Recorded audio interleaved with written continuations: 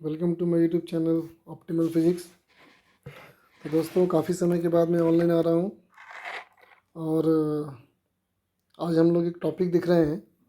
इसका नाम है फोर्स ऑन डाइलेक्ट्रिक। आपने पहले भी बहुत बार देखा होगा, शायद आपको इस बार कुछ नया दिख जाए। चलिए देखते हैं। तो आप लोगों ने पढ़ा होगा कि अगर कोई कैपेसिटर किसी सेल से लगा हुआ हो। एज्यूम करें ये कैपेसिटर के दो प्लेट्स हैं, है ना।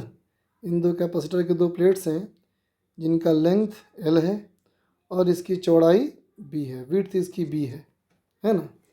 इसको हम लोगों ने एक सेल से रखा है कनेक्टेड।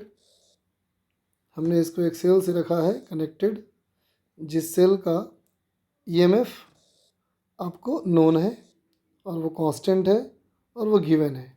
ये वैल्यू आपकी है E, ठीक है।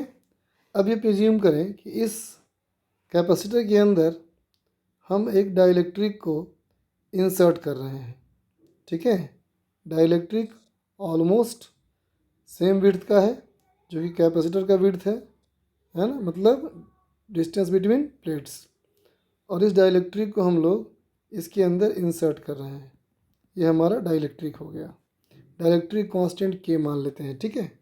अभी आप मान लें कि अभी के गिवन कंडीशन में ये डाइलेक्ट्रिक इस कैपेसिटर के प्लेट्स के बीच में x डिस्टेंस इंटर कर चुका है, ठीक है। तो अभी की सिचुएशंस में आप देख पा रहे होंगे कि ये कैपेसिटर दो पार्ट्स में बढ़ गया, है ना। चलिए हम मान लेते हैं कि क्वेश्चन में ये आपका सिचुएशंस में ये हमारा दोनों प्लेट्स के बीच की दूरी d दी हुई है ना। तो अभी वाले कंडीशंस में आप देखेंगे कि ये कैपेसिटर दो हिस्सों में बन चुका है ना। एक पार्ट जो राइट पोर्शन वाला पार्ट है वो डाइलेक्ट्रिक कैपेसिटर है और लेफ्ट साइड वाला पार्ट जो है वो एयर कैपेसिटर है। तो अगर हम सिर्फ एयर वाले पे फोकस करें तो आप क्या कहेंगे? आप कहेंगे इसका कैपेसिटेंस होना चाहिए L minus x into b, ये आपका एरिया हो गया, epsilon naught divided by d, ठीक है। और अगर हम कहें इसका C जो डाइलेक्ट्रिक वाला पोर्शन है उसकी बात करें अगर आप, तो ये आपका x हो गया डिस्टेंस, b इसका हो गया विड्थ, आपने मल्टीप्लाई कर दिया, ये बन गया आपका area, that is epsilon naught K divided by D, है ना। तो अभी आप देखेंगे कि ये दोनों कॉम्बिनेशन पैरेलल कॉम्बिनेशन है। तो अभी का कैपेसिटेंस होना चाहिए air capacitance plus dielectric capacitance. इन दोनों में आपका B epsilon not by D common हो जाएगा। रिमेनिंग क्या बच गया आपका? X K plus of L minus x, जिसको आप कह सकते हो C is equal to B epsilon not by D of L plus x of K minus 1, ठीक है। तो ये आपका हो गया कैपेसिटेंस, है ना। अभी ये सेल से लगा हुआ है तो इसके अंदर कुछ चार्ज भी होगा, बिल्कुल सही बात।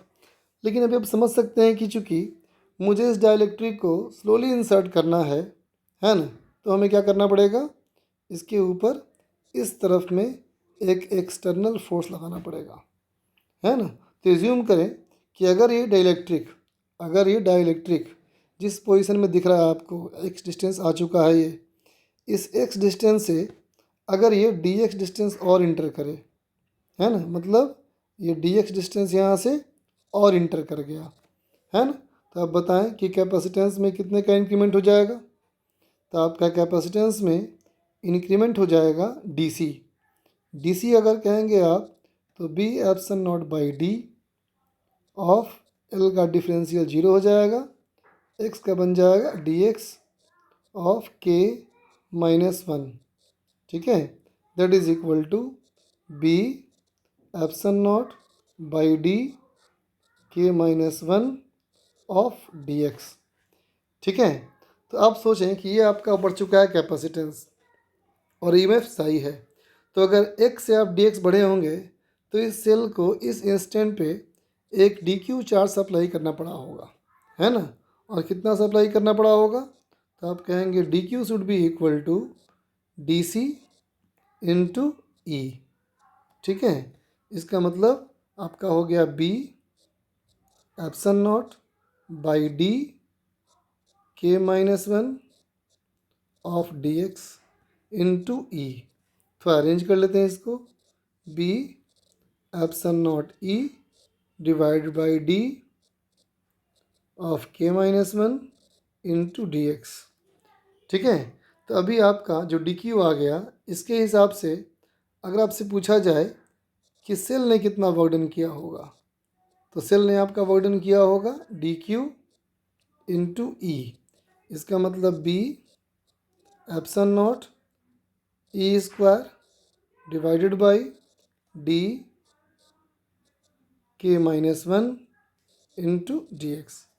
ठीक है, इस इंस्टेंट पे कैपेसिटर के पास जो पहले कैपेसिटेंस सी था और अब capacitance C plus D C हो चुका है in constant potential difference equal to EMF of cell.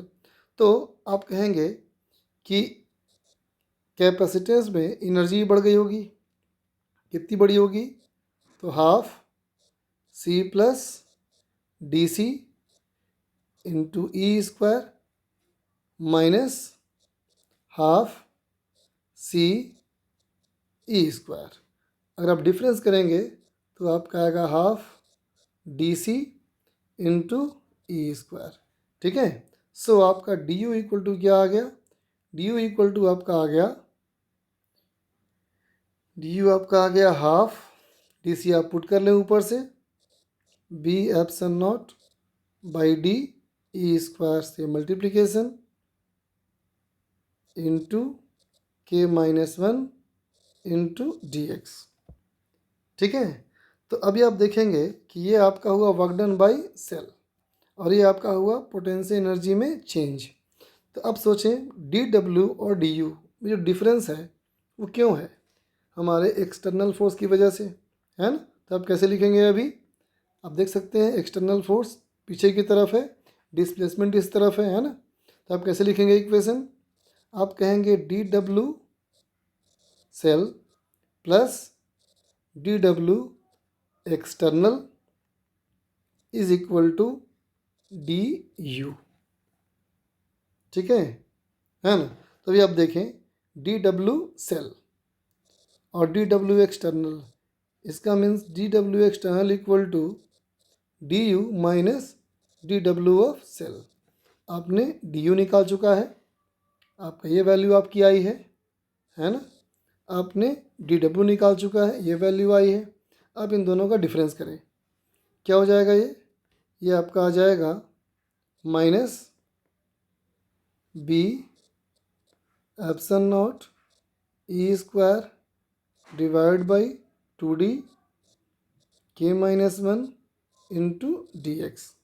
ठीक है, तो अभी वाले सिचुएशंस में आपका डी डब्ल्यू एक्सटर्नल, ध्यान दें इस डायग्राम पे, एक्सटर्नल फोर्स आपका बैकवर्ड लग रहा है, डिस्प्लेसमेंट आपका डी एक्स इस तरफ है, तो एफ और डी एक्स दोनों अपोजिट डायरेक्शन में है। तो ये होना चाहिए कि आपका ये होना चाहिए माइनस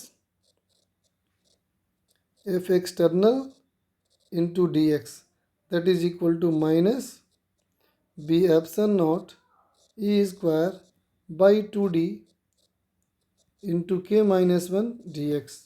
आपका डी एक्स कैंसिल हो गया, तभी आपका आ रहा है f external is equal to b epsilon not E square divide by two d into k minus one. तो ये आपका आ गया एक्सटर्नल फोर्स, है ना। और आपने कहा था कि स्लो इंसर्शन आप करेंगे इसमें, इसका मतलब जितना आप एक्सटर्नल फोर्स लगा रहे हो एग्जैक्टली उतना ही इलेक्ट्रिक फोर्स है, और इलेक्ट्रिक फोर्स का डायरेक्शन इस तरह से है कि वो एक्सटर्नल फोर्स को बैलेंस कर रहा है। तो ये क्लियर हो गया कि इस पे इलेक्ट्रिक फोर्स इनवर्ड लगना चाहिए। ठीक है, तो ये आपका बेटर डेरिवेशन हो गया एक्सटर्नल फोर्स का। ठीक है, जो डाइलेक्ट्रिक को हमेशा एक्सटर्नल फोर्स बाहर की तरफ है और इलेक्ट्रिक फोर्स अंदर की तरफ है। ठीक है, ओके, थैंक यू फ्रेंड्स।